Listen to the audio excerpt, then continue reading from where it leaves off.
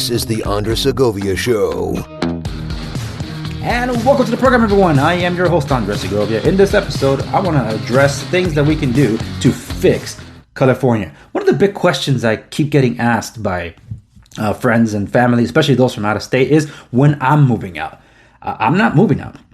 I never even hinted about moving out. Investing out of state is just diversifying, but moving out entirely is a whole other story. I was born and raised in Los Angeles, and I've been here for I'm getting near 4 decades. Almost all my memories are there. My investments are there. The culture, everything it's there. The good, the bad, and the ugly. All the memories are Los Angeles. I'm not leaving California. If anything, I'm going to do what I can to help fix it. And that's why I felt like it was time for me to address solutions that we can present or do, actions that we can take to fix California. Now, having said that, my guest today is the chairwoman of the Orange County chapter of the Hispanic Republican Club. See, already red flags to a lot of you. You heard Republican there. And that's just sad that we live in that kind of, in this day and age where we're literally divided along party lines where we can't listen to one another because everybody's slinging mud. Well, I'm simply trying to state the facts that we got to address. And you're going to say, Andres, that's not true, because you're talking about the recall of Gavin Newsom. Hey, to fix California, you got to start somewhere. And this guy has not done things to fix California, only exacerbate problems. Granted, he hasn't been as extreme as I expected him to be, but still on the top 5 list of the worst governors in the country and hypocrites. So I want to let you know where things are with the recall election, because you need to know whether you support the recall election or not. You want to do something about it, whether you're voting against it or you're voting for it. Eventually, we need to know where are things, because we heard that, we got enough signatures, but where's the ratification? When do we get to vote on this? And isn't the gubernatorial election next year anyway? You're going to want to know. So if you can, stick around. I'd appreciate that. But without further ado, here's my interview with the chairwoman of the Orange County chapter of the Hispanic Republican Club, Mindy Salinas. Mindy, welcome to the Andres Segovia Show. There's going to be a lot of people that are going to be like, who? And that's kind of one of the reasons why I wanted to bring you on, because people should know about this. For those that are not aware in my audience of who you are in your organization, can you tell us a little bit about yourself and the organization you're involved with? Okay, my name is Mindy Salinas. I am on the board for the Los Angeles Hispanic Republican Club. And then I just became chairwoman of the Orange County Hispanic Republican Club. So we're just getting started. The LA Hispanic Republican Club has been around for a while. Our chairman, David Hernandez, has been in politics for quite a while. And he saw a need for not just a national level, but we needed something on a local level for our local politicians, for an outlet for local candidates to be able to express their values, their morals, and educate the communities that they come from on who they are as a candidate and why we should vote for them. Because I feel that is very important right now, is focusing on the local races. And that's mainly what our club focuses on, is local races, our city council, our judges, our board of supervisors, our school boards. Those races are vital. And we saw it in Orange County during the pandemic. I mean, our beaches were open because of who we had in office. So that is pretty much what our club focuses on. We also like to encourage people who want to run for Congress, for city council. We encourage that, and we like to be a support system for them, not just financially, but also, they need volunteers, they need phone bankers. Everything is on grassroots level right now, and that's what our club is providing to the public. So. Yeah, and I've mentioned this a lot on my program.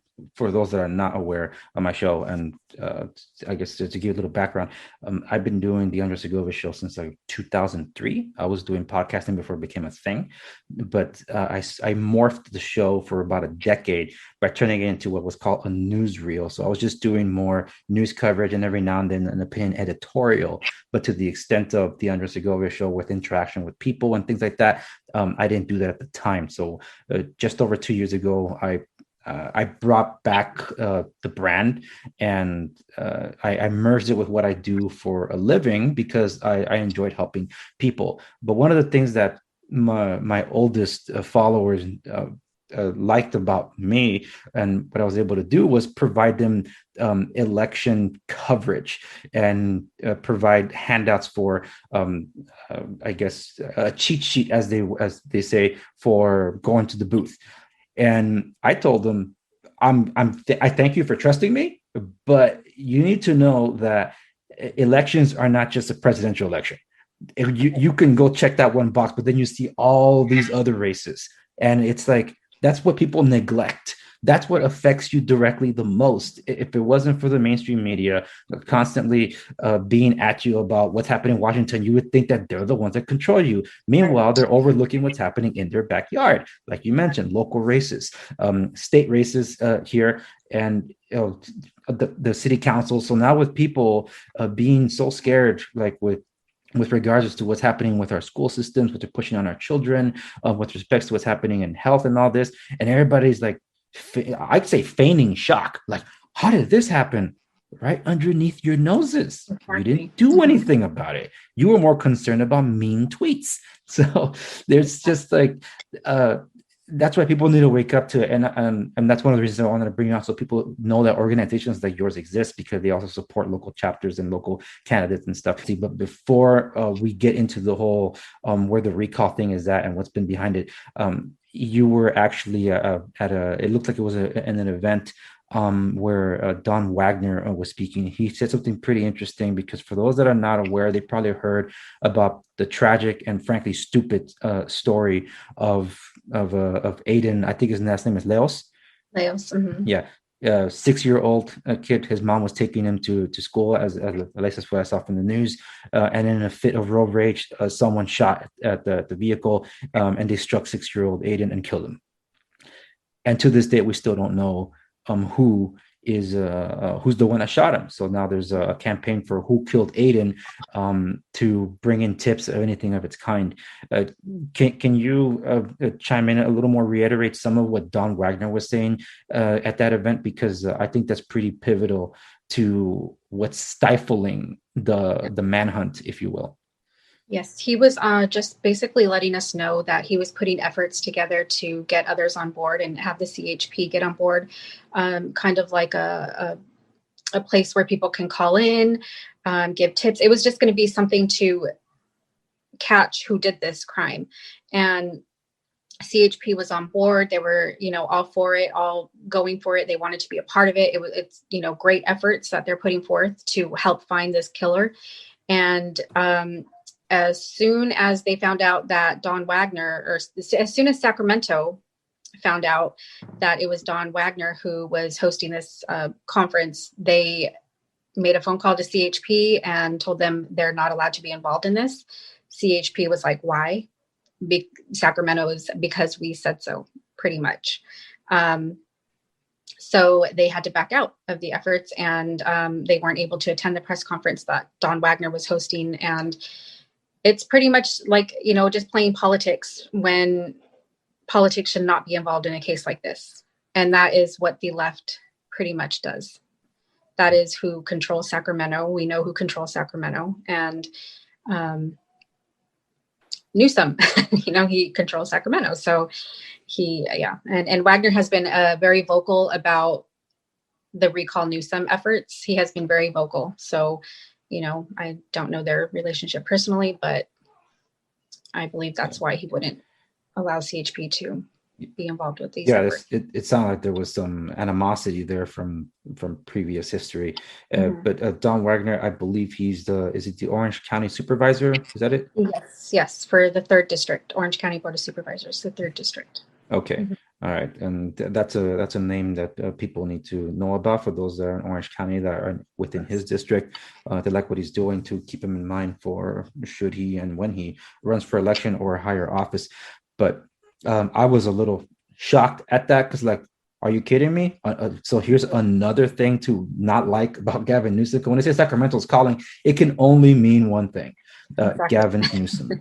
Yes. So with respects to this, the the country's talking about it because, of course, they have to. California is the largest state in the union. The money's been pouring in also from out of state to oppose and support the recall efforts. And obviously, we're the state that I believe in the past 15 years or so are the only ones that have successfully recalled a sitting governor and replaced him with Arnold Schwarzenegger. So, like, well, Californians are at it again. No, not entirely. This guy's not a Gray Davis. This is worse. And of course, the mainstream media has been all over this because, of course, they have been. They've been spinning it like crazy, and a lot of them were trying to blame, like LA Times was trying to blame alt-right. Right. I don't see a white supremacist speaking with me here. What do you do, and why did you get involved with the recall? Because you were pretty on it here in Orange County and Los Angeles. Yes. Well, it pretty much started during the shutdown. It was kind of like, at the beginning, bills were getting passed under our nose. No one was paying attention to these things. And then, excuse me, during the whole shutdown and just the way that he handled the shutdown, I just couldn't sit back anymore. I couldn't sit back and just watch these things go by. So me and some others, we started getting more involved. We started hosting our booths, and as we were going, it was like he was just making more and more bad decisions.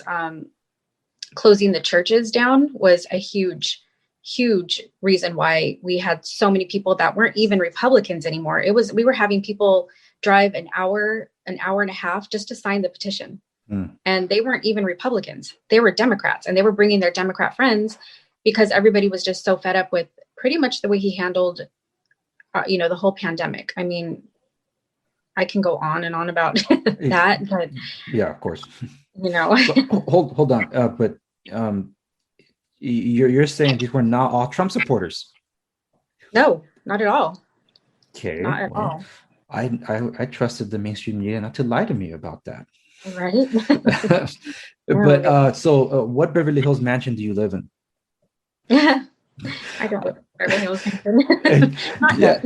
Wait, so you're not a politician, you're not the entitled, you're not of the rich community. You're just like that's just me just trying to have like a fun way of saying, look, this whole thing's been a grassroots effort.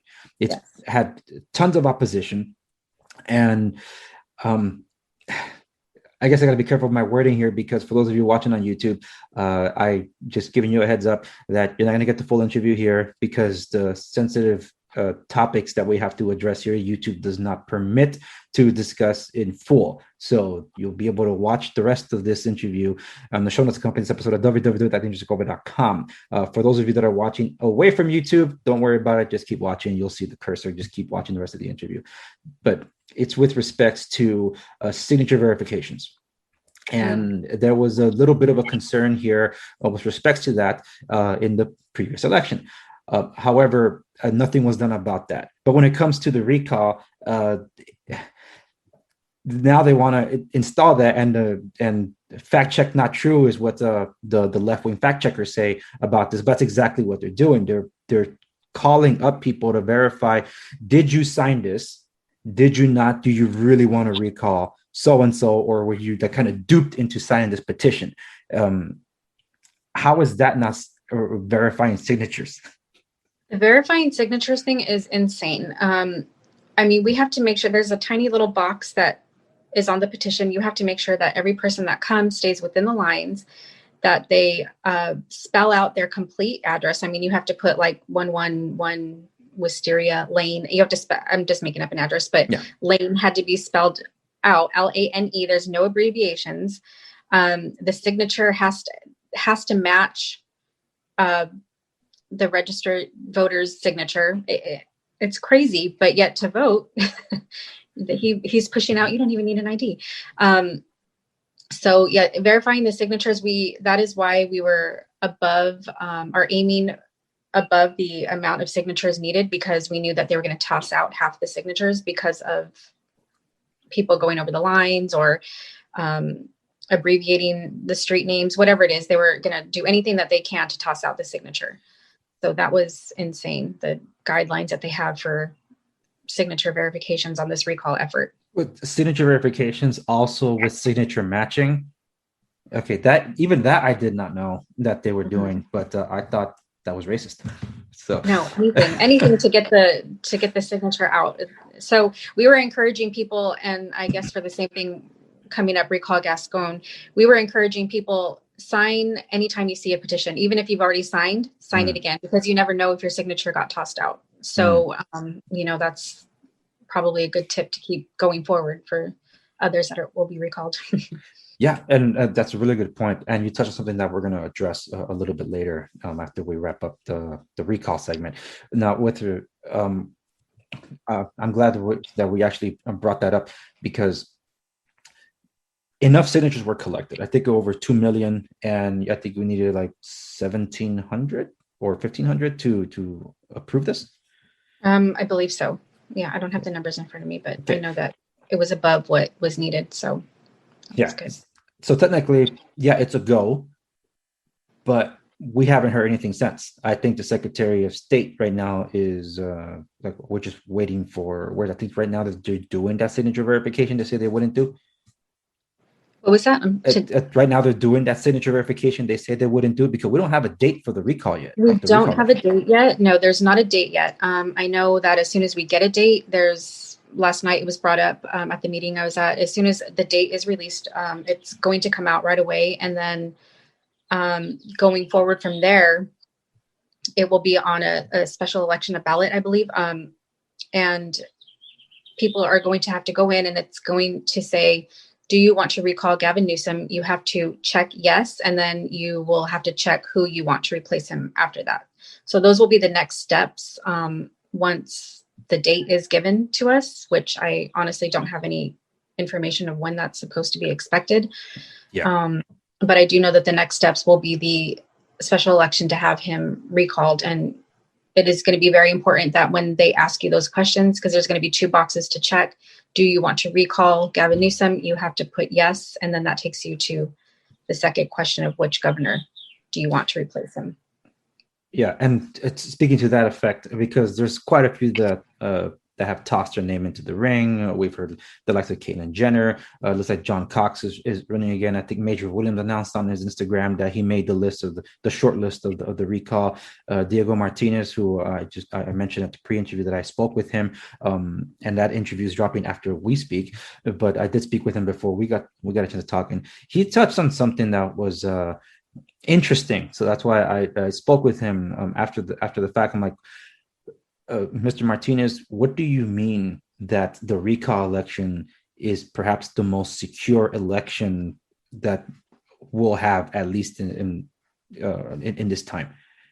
And he was mentioning that very thing you said, because technically there's 2 questions you have to answer, and it makes it a lot more difficult for a system to do a bit of a fake out. And that's something that if we touch on that, we'll touch on that after the break. But with respects to, do you want to recall Gavin Newsom, yes or no? And then fill in, who do you want him to replace? Who do you want to replace him with? And that's what makes it a little different. It's like, fascinating. Because I didn't know. There's no time for a primary. So if there's like 20 Republicans running, I know. They could split the vote. You know. So either there's no primary, but we can get behind somebody, or we're just looking ahead to see what happens in 2022, because technically the gubernatorial campaign is next year. To which why some would ask, why recall them? Wouldn't this be a waste of money trying to do now, considering that the campaign technically is next year anyway? Do you have a response to those? I don't think so at all, because I think it's more than just the recall. I think it's seeing how many people rose up and put in efforts to get this done. It's kind of like we're making a point that we are here and that we are going to be vocal and that we are not going to back down and we're not going to stop. And everybody would, even when I was running the recall booths, people were like, you're wasting your time, you're wasting your energy, you're wasting your money. It was a lot of negative feedback, and like, he's never going to get recalled, and all of the efforts that we put in obviously paid off because it made the ballot. And I think this got a lot of attention to California nationally, not just in California. And so now people have their eyes on California, and we need help right now. California politics, we need the help. I know we said we talk about it later, but just voter integrity or election integrity. So all eyes are on California right now. And I think it is because of the Recall Newsom, seeing that how many people signed the petition, how many people are not happy with our governor. So I don't think it was a waste of money, waste of time. Regardless of what happens, we are making a point, and we are here, and there's a lot of us. So yeah, there are. And because of the big interest groups that are here in California, now they're coming out in force. Yesterday it was announced that one of the big labor union groups is contributing, I don't know how many millions of dollars to basically crush the recall efforts. And I pulled up calmatters.org this morning because they have a breakdown of how much contribution has been made towards these recalls. To the recall effort, it's just California numbers alone is $3.6 million. Some change from out of state, but the majority from both efforts is being raised here in California. However, the anti-recall contributions as of, I think, yesterday is at 11.3. So they're at least 3 times higher funding than the Recall Gavin Newsom effort, to show that, look, the whole thing has always been an uphill battle, and people need to realize, these are not going to be handed out to you. You have to put in the work, and I saw you putting in the work. It's not like you don't have anything else to do. You have a job, and you're also basically, for the most part, volunteering your time with the Republican Club. The Hispanic Republican Club, is starting up the whole new chapter, and bringing awareness to all these things.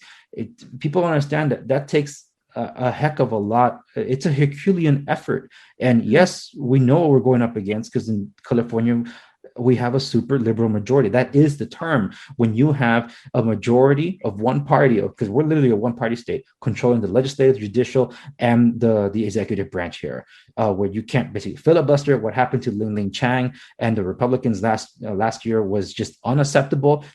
All the Republicans were blocked out from voting down this bill. I don't remember which Senate bill it was, but it was basically one that protected sex offenders. And no one was talking about that the Republicans were blocked out from voting. That's all on the Democrats, and they passed it. Yep.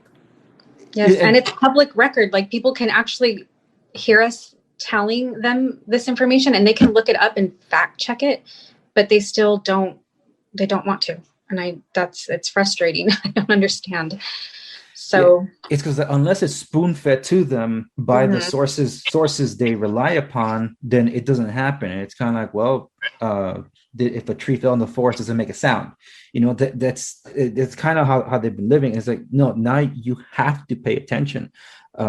I'm passionate about this particular subject. So probably my audience is watching has never seen me speak like this more on the public side. But for those that fall off the record, they will know that, I've been very vocal about these things. I got as many people to sign the petition as possible. I printed it at home. And had I been of a better mind, I would have taken your advice and signed it even more times, just to make sure that they don't toss my signature out. But again, that's something to keep in mind for next time. We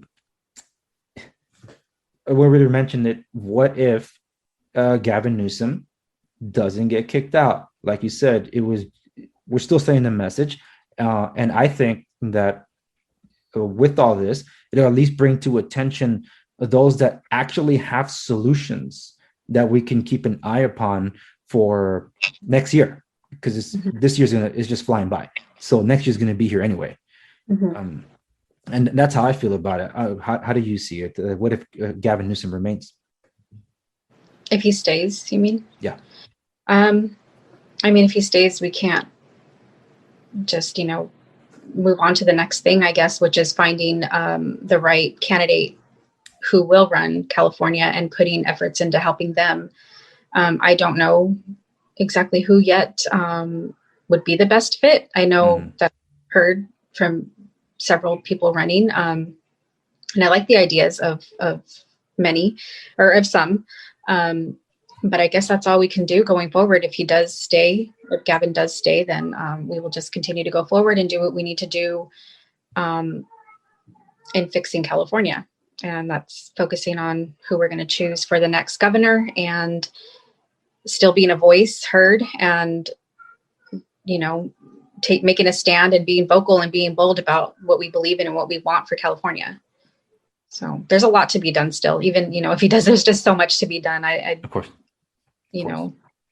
And it starts, like you said, locally. So it's in our backyard. We have to think about it. Particularly a big one, and you touched on it, because I think we basically touched on all what needed to be touched upon on the recall. Right now, we're all just waiting to hear word. When is the date that we can go? And like I had told my audience, look, whether you support the recall or not, you're going to want to know what to do. So yes. I'm going to inform you on what to do, whether you support it or not. The point is that this is still an effort of the people. Their voices need to be heard. And right now, I pulled up the calmatters.org.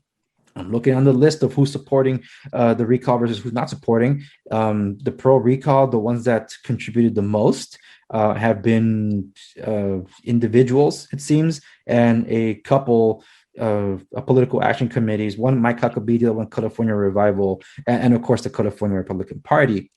But other than that, it's a mixed bag, and a bunch of people that have supported out of pocket. Just like Cal Matters says, they can't track the small donations, and this, when you see it, it doesn't even add up to all that much with respects to how many have supported from their whatever they had left from their hard hit financial year. But when you look at the anti-recall, this one hits me hard because it's a bunch of unions. Because of course they are. We have the professional engineers in California.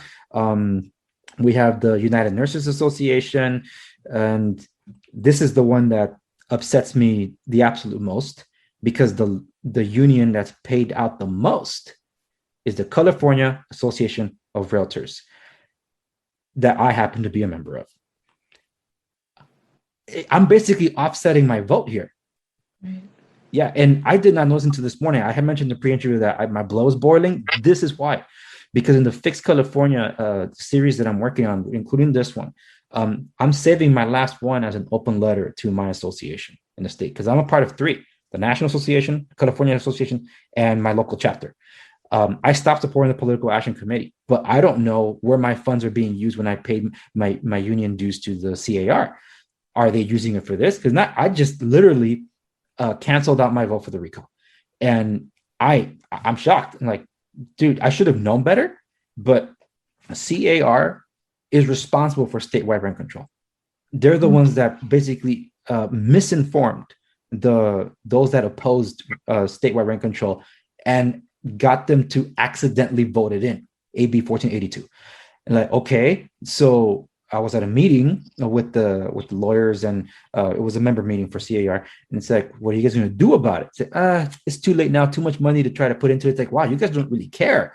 And their latest efforts are showing, because they're really going woke, they're really showing that they're going the way to basically destroy housing in California. It's like, wait, I thought we as realtors are supposed to serve the community and help with housing, but you're pushing measures and initiatives that are continuing to destroy housing in California.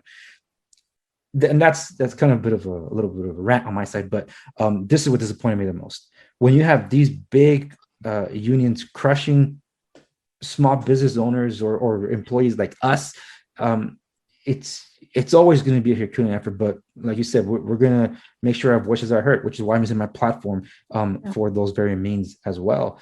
And there is another thing in relations to all this, in a way that it's not just what's happening at the state level, but something that's happening locally that you're a part of, and you mentioned it earlier. You're being involved with the efforts to recall Gascon. Yes. And for those that are not aware, can you tell us who this guy is? Yeah, he's a district attorney, the LA district attorney. He is pretty much in support of defund the police.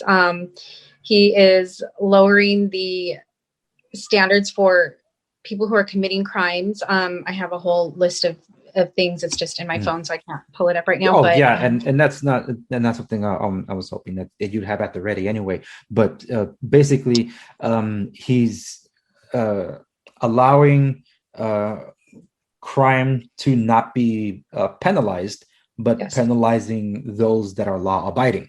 And right. And defunding the police. So taking away our protection from the criminals that he's letting out.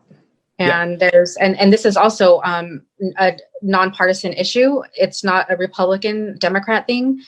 The people that are behind this and supporting this, there's a lot of police departments, there's a lot of city council members, there's a lot of just community watch, people who are in fear of this man. And so they're all getting behind these efforts and are willing to, get on board with the whole Recall Gascon. And that's what's coming next. So, yeah. And what people need to know about with respect to how this guy got in, he's a George Soros-backed candidate that had that much political capital at his disposal to be able to run a campaign. Not only did he destroy San Francisco, now he's here to destroy Los Angeles. And he ended up replacing the first Black district attorney, Jackie Lacey, to okay, if we're going to be scoring points based on diversity, this is the worst thing you could have done, Los Angeles. So apparently go undo the white privilege this guy had to replace a Black woman that got a position there. But and keep in mind right now also in LA County, it is at the highest crime rate. It is at the highest homeless poverty problem that we've had, and so him making all of these changes just does not make any sense. Like why? Yeah. Why, why can't you focus on fixing LA and focusing on the real problems instead of making things worse for people that are living here? It's unfortunate. It's sad. It's people like us that suffer the most. So everybody that has been supporting him and whatever, not only do you not live there, whenever you want the problem solved, you want oh yeah, I want to help, but let it help over there away from me. When the rich celebrities were all about bend the knee to BLM and defund the police. And say, we can't, the police, so we have cutbacks, we can't go patrol your area. No, wait, we need you here. You guys are going to come here? Okay, then we'll just pay for our private security. Mm-hmm. Well, lucky you have that ability to do so. But exactly. Over here with the strict gun laws that we have, so you take away the security blanket and also the means for people to protect themselves. Meanwhile, Gavin Newsom is releasing over 70,000 criminals from prison, over 60,000 of them violent felons, all due to the virus of unknown origin that we cannot speak because YouTube won't let us. I don't know how much more time I have with you, but I did have a question regarding election integrity efforts. Is that something that you're able to touch upon? If not, we can wrap it. Sure. Well, I know if you go to the Election Integrity Project of California, you can just put that in Google and you can donate towards their cause. There's a girl that I actually am friends with who pretty much runs the California part of the election. So she's always having events and getting people together to get informed on how they can help with election, because we're going to need volunteers. Mm-hmm. No, I'm sorry. Not a problem. We're going to need volunteers. We're going to need people who are going to poll watch. So they will inform you on how you can help with the election integrity. Because it's, like I said, the Recall Newsom brought a lot of it. Sorry, my sister keeps calling. Brought a lot of attention to California. So I think that the next thing to focus on, which is actually the most important thing to focus on, is the election integrity. We need fair elections in California in order to get anywhere. Yeah, and it's to that point that if you don't mind, that's something that I like to address with the break. So I'm gonna tell the YouTube audience that they can finish this interview with respect to this topic at the website competition here at www.thinkersofgover.com. But as we're signing off from YouTube, can you let people know how they can learn more about the Hispanic Republican Club, whether it's LA or OC, and where they can learn more about the Recall Gascon and things like that? Because I think you have an event coming up, right, for your first booth and all that? June 19th. We have our first booth. I don't have the location yet, but I will post it on our Instagram as soon as I get that location set. But our website is OCHRC.us, and then the Orange County chapter is OCHRC.us. Did I say that right? and for those of you that are watching and listening, I'll be leaving links to all these contacts in the show notes also. So it's not just they gotta rattle off the top of their heads, but I will have links to all this so you can learn more about it. Okay, so for those on YouTube, this is where we leave you. Check out the rest of this interview at www.thenewscover.com. If you're on other platforms, just don't mind the break. I'll see you after this. And now we can address freely this next topic, because I was very interested when I saw that you posted something about election integrity, because election integrity, not just because it was brought up because of the whole Recall Gavin Newsom efforts, but because of the sham that is the 2020 presidential election. Mm-hmm.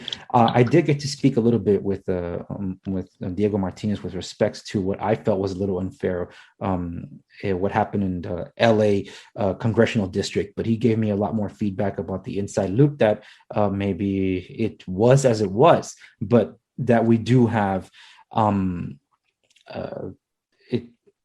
issues with fair elections. So you mentioned that this election integrity project, it's with respects to also getting like poll watchers and such. They're an organization that have been around for quite a while. They've been around for a long time, and they're a nonpartisan group. So that means that they're not Republican, not Democrat. They're nonpartisan, and their main focus is fair elections. So they have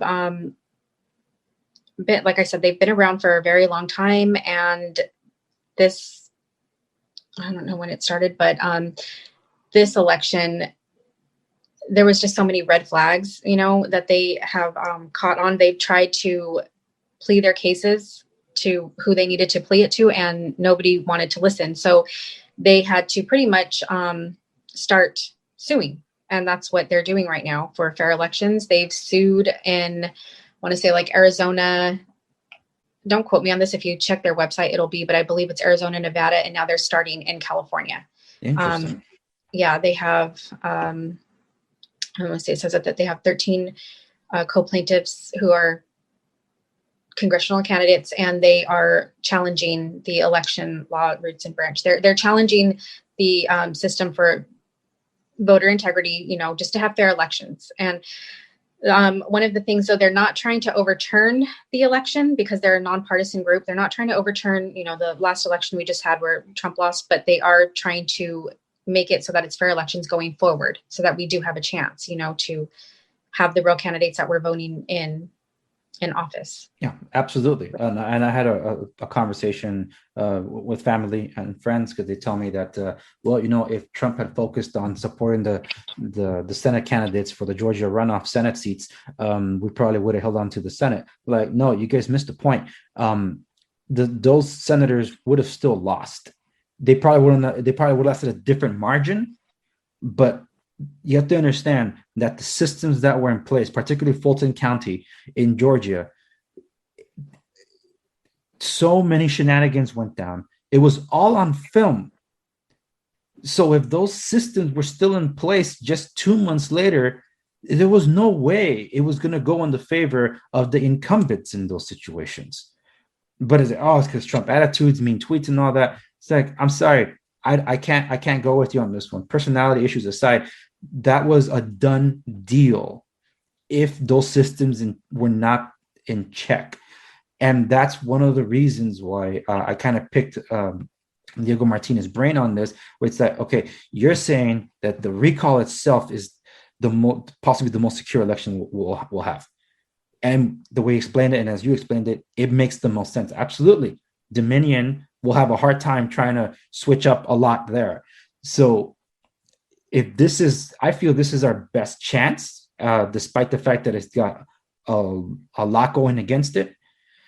But if Newsom, God forbid, remains, I feel it's going to be harder to get him out next year if we don't address the voter integrity thing. We don't have much time to deal with that. But hopefully more people can learn from the efforts in Maricopa County, Arizona, that are happening. These are brave patriots, and that's encouraged different legislators out in Pennsylvania in the Senate to also apply for the same. Michigan and Wisconsin, particularly Wisconsin, them too. The Georgia one was getting off the ground, but the judge had to put a stay on that. Someone, I don't remember who was the one that's putting a stay on that, but the very guy that I blame for all this, the Secretary of State, Raffensperger, he's actually now calling for that very thing. It's like, where were you when this was being called for back in November? You were actually putting a stop to all this and sabotage Trump's chances. And also the audit going on in New Hampshire. So this is not an isolated thing with respect to voter integrity. So California has been one where it's like, well, why try? There's just so many liberals, but now it's like, maybe people aren't voting the same way all the time. Maybe their votes are being switched, right? Which is something I never actually thought of until just recently because of what's been going on. So that's why I wanted to pick your brain regarding the what's been going on how involved, if at all, you've been with the election integrity efforts, because I did see you promoting some of that as well. Were there very important thing to get involved in. So if anyone has concerns on the election integrity, they should definitely check out their website, attend a next event that they have, so that you can get, if you hear from Linda Payne, who's the president of the Election Integrity Project, she will break it down, all the information that they have had for years, the issues that they're running into with the mail-in ballots, why we don't want the mail-in ballots, why we don't want to do things a certain way. She could break it all down. There's just a lot of information out there that people really just need to do the research and see why we're pushing all and why we're talking about these things, why we're talking about election integrity.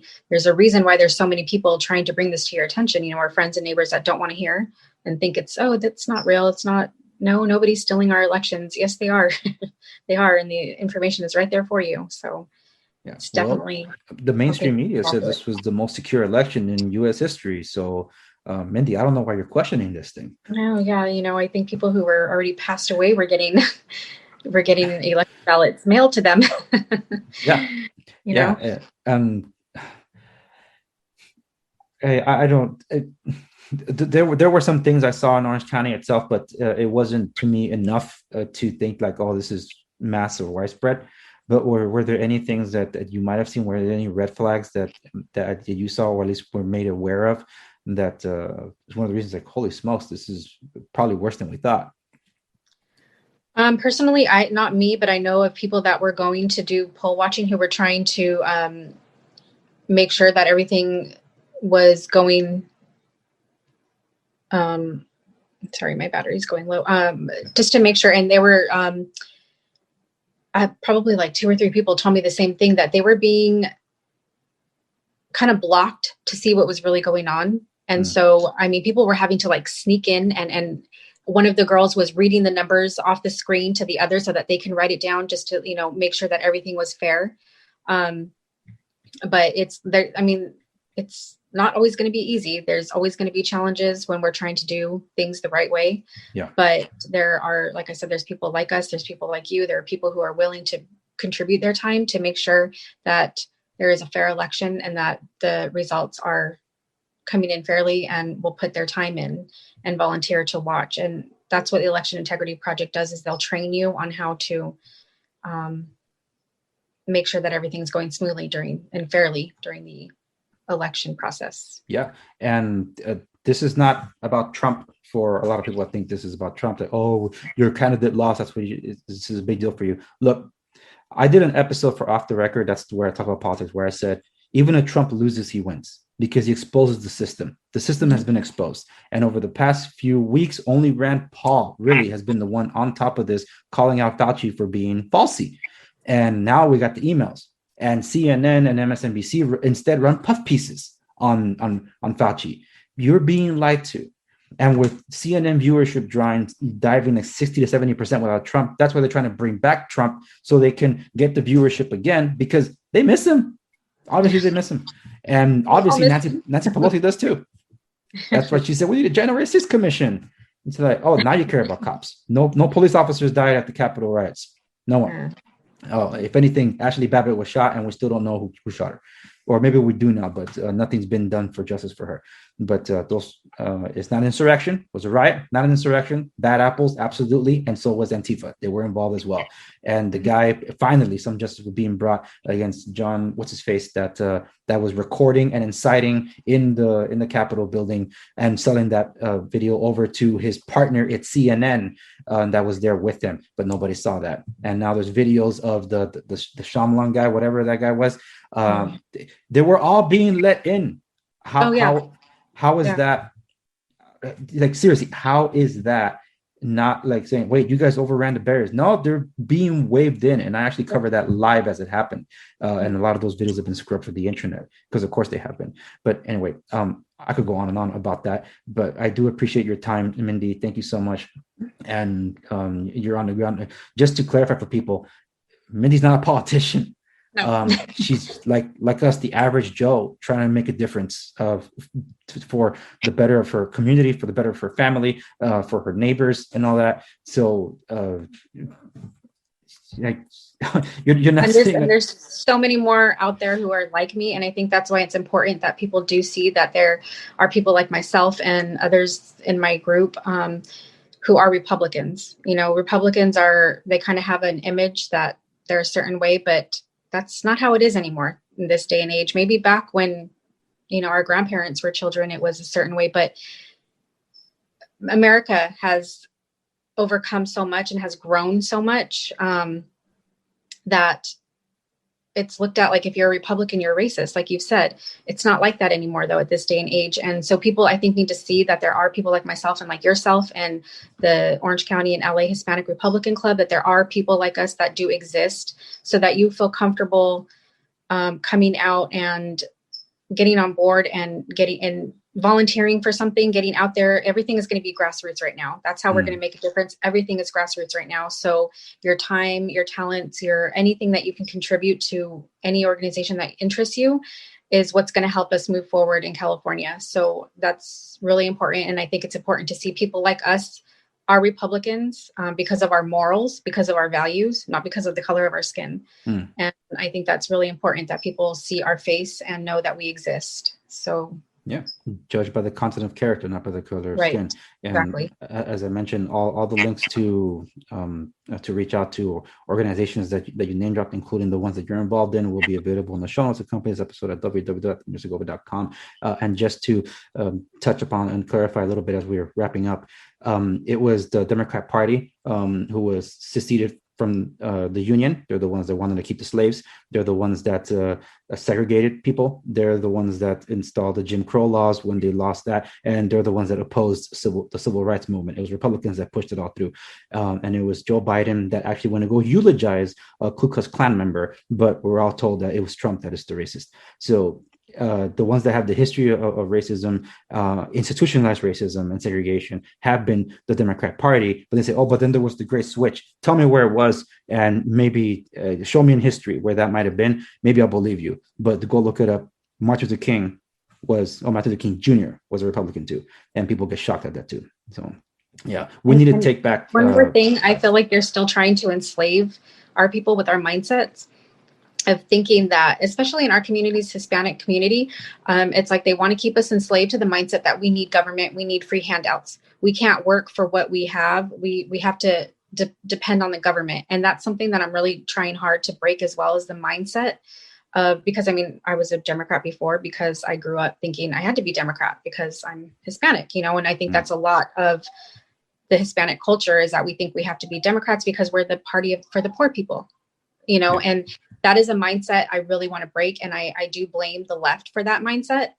because they want to continue to give free programs to people who just don't want to work for it. They just want to sit there and think that they need the government for, to live, just to survive. And you don't. We all have the same opportunities in this country, no matter your skin, no matter your race, no matter your gender. You can be anything that you want to be. And so that's a mindset that really needs to be broken.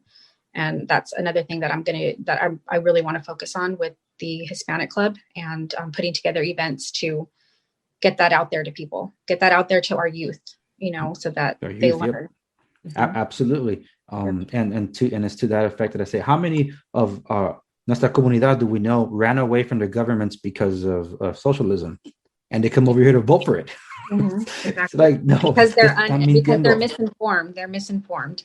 Yeah, and they need to be informed. And we need more people like you out there spreading the word.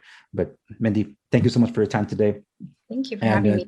And keep going in your efforts. I'm glad you keep pushing against all the negativity because, well, if you don't do it, who's going to do it? So you're rising up, and I think James O'Keefe says it best: see something, do something, and you're doing something. So keep at it. God bless you on your endeavors. And again, thank you so much for your time today, and I hope you have a great weekend. Thank you. You too. Thank you so much for listening to this episode of the Andre Segovia Show. Remember to like, share, and subscribe to stay in the know. If you want a question featured on the program, or you never know, it could be an episode all on its own, you can message me at any of the social media links available at my website, www.theandresegovia.com. Also available there are all the directories where you can find my show. Remember to also follow me on YouTube and Instagram, where other exclusive content resides. Thank you so much for listening to this episode of the program. I'll see you on the next one.